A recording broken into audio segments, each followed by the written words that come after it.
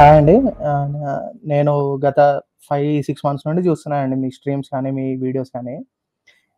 చాలా ఇంట్రెస్టింగ్‌గా ఉన్నాయి. ప్లస్ చాలా కొంచెం ఏం ఐడియా లేని వాళ్ళకి గూడా బేసిక్ ఐడియా అంటే ఈ రిలిజియన్ గురించి గానీ, ఈ జియోగ్రఫీ గురించి గానీ, వీటి గురించి కొంచెం బేసిక్ ఐడియా లేని వాళ్ళకి చాలా మంచి క్లారిటీ వచ్చింది. అంటే ఎగ్జాంపుల్ నేనే. ఇప్పుడు రిలిజియన్ గురించి అసలు పెద్ద ఐడియా ఏం లేదు. మనకేదో జస్ట్ దేవుడున్నాడా, ఉన్నాడు, పూజలు చేస్తున్నామా ఆ కాన్సెప్ట్‌లోనే ఉంటుండే. బట్ దానికి బ్యాక్ స్టోరీ అనేది కొంచెం ఈ ఇప్పుడు మీరు బుక్స్ అవి కొన్ని రిఫరెన్స్ తీయడం వల్ల, అట్లాంటి వాటి వల్ల కొంచెం ఐడియా వచ్చింది. ఏంటి అంటే దీంట్లోనే అంటే డబుల్ స్టాండర్డ్స్ అంటే ఇట్లా ఇప్పుడు రిలీజియన్ అని చెప్పడము, మళ్ళీ దానికి బ్యాక్ సైడ్ దాంట్లోనే ఏమంటారు నాకెట్లా చెప్పాలా? అది కొంచెం క్లారిటీ అనేది వచ్చింది నాకు. ఎట్లా ఈ రిలీజియన్ కాన్సెప్ట్ ఏంటి? అసలు ఇదేంటి అని చెప్పేసి.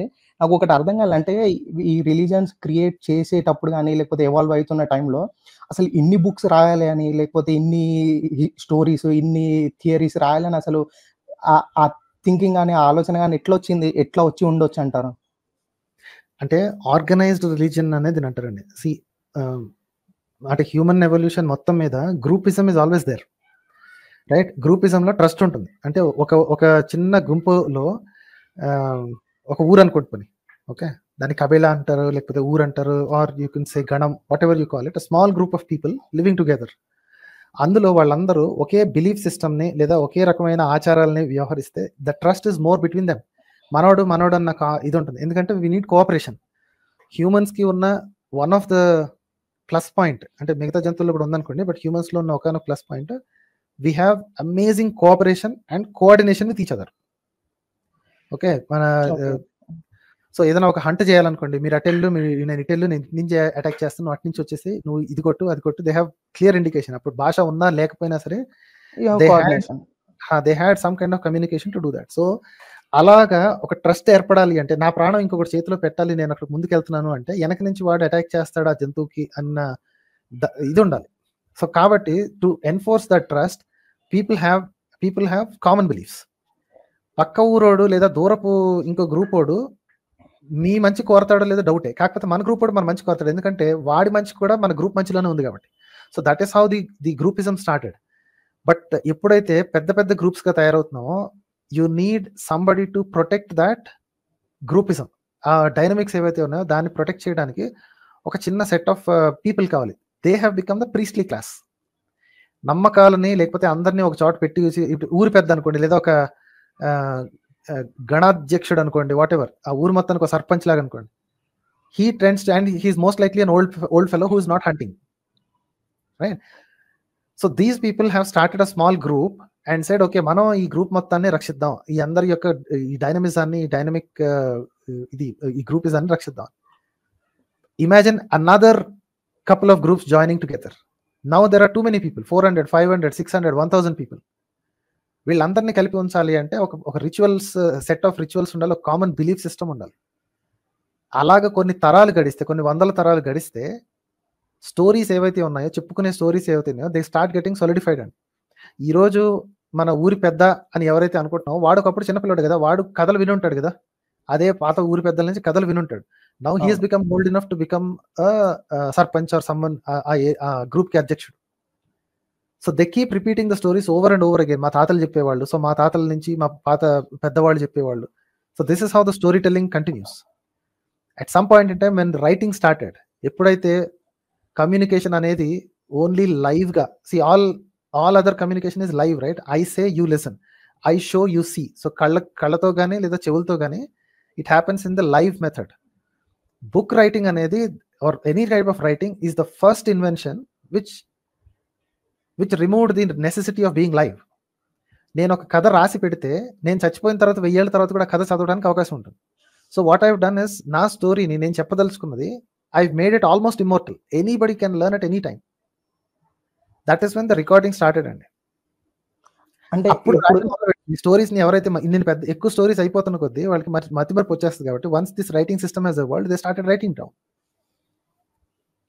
అంటే ఇప్పుడు ఆ స్టోరీస్ గా రాసుకున్నవే వాటిని ఇప్పుడు లెజిటిమైజ్ చేసేసి, ఇది దేవుడే రాసిండు, లేకపోతే దేవదూతలే రాశారు, లేకపోతే వాళ్ళు రాశారని దానికి లెజిటిమిటీ ఇస్తున్నారంటారా ఇప్పుడు?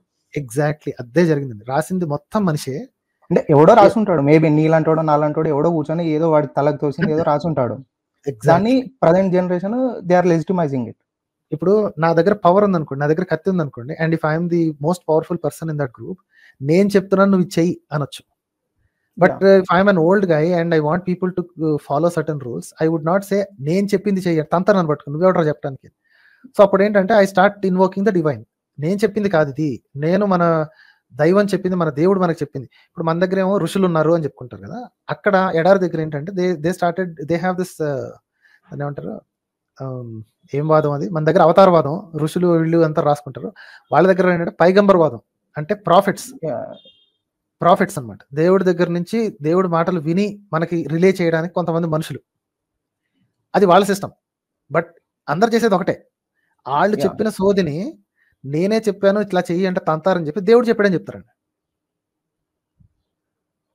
ఒకటి అంటే మీ వీడియోస్ చూస్తున్నప్పుడు కూడా నాకు ఒక థాట్ కానీ లేకపోతే నా మైండ్ సెట్ అనేది కంప్లీట్గా మారిపోయింది. అంటే జస్ట్ ఒక 6 months బ్యాక్ వరకు నేను ఎట్లా ఉన్నాను అనేది, ప్రజెంట్ ఇప్పుడు నేను ఎట్లా ఉన్నాను అనేది నాకు దాని డిఫరెన్స్ అర్థమైపోతుంది.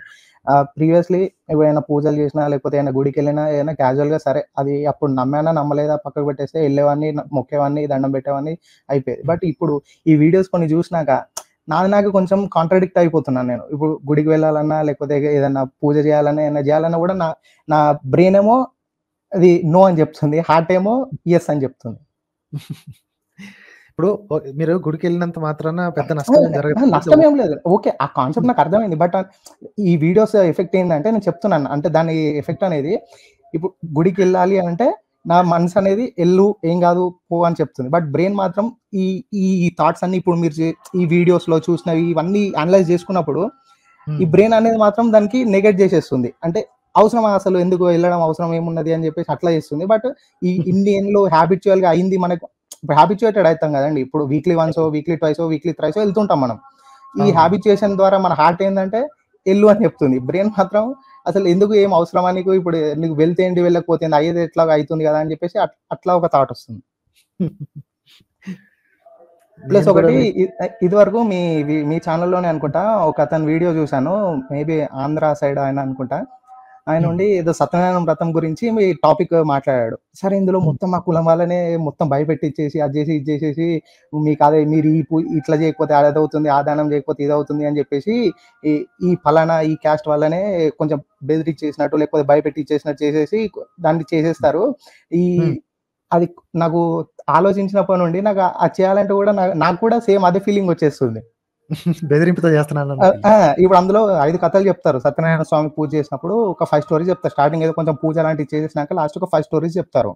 తెలుసు నేను కూడా చదివానండి. ఆ 5 స్టోరీస్ ఏంటంటే పర్టికులర్ అందులో మెయిన్ హైలైట్ అయ్యేది పర్టికులర్ క్యాస్ట్ మాత్రమే. సో ఏంటంటే ఆ స్టోరీస్ ఇది వరకు కూడా విన్నాను, ఒక 100 times వినుంటాను. మా ఇంట్లో కానీ మా చుట్టాల ఇంట్లో కానీ చేసినప్పుడు ఎన్నో వినుంటాను. బట్ అప్పుడు ఆ థాట్ ఆ ఫీలింగ్ అనేది రాలేదు. బట్ నేను ఆ వీడియో చూసినాక నాకు అది కంప్లీట్ గా నా మెమొరీలో అదే తిరుగుతుంది. నాకు అప్పటి నుండి నాకు అది వినాలన్నా లేకపోతే అక్కడ ఉండాలన్నా కూడా నా మైండ్ యాక్సెప్ట్ చేయట్లేదు దాన్ని. పోలేండి, బాగుపడతారులేండి, ఏం పర్లేదు, కొన్నాళ్ళు అలాగే ఉంటది కానీ but you'll find the way to deal with it. అంటే పేరెంట్స్ ని ఇబ్బంది పెట్టకుండా మీ అథిజం కి లేదా మీ మైండ్ సెట్ ని పాడు చేయకుండా హౌ టు డీల్ విత్ అనేది మీకు అర్థమైపోతుంది. సో యుల్ బి ఫైన్ అండి, you'll be fine, no worries. Okay thank you అండి, మీరు వీడియోస్ ఇలాగే చేస్తుండండి. Really enjoying. Sure thanks a lot అండి. థ్యాంక్ యూ అండి.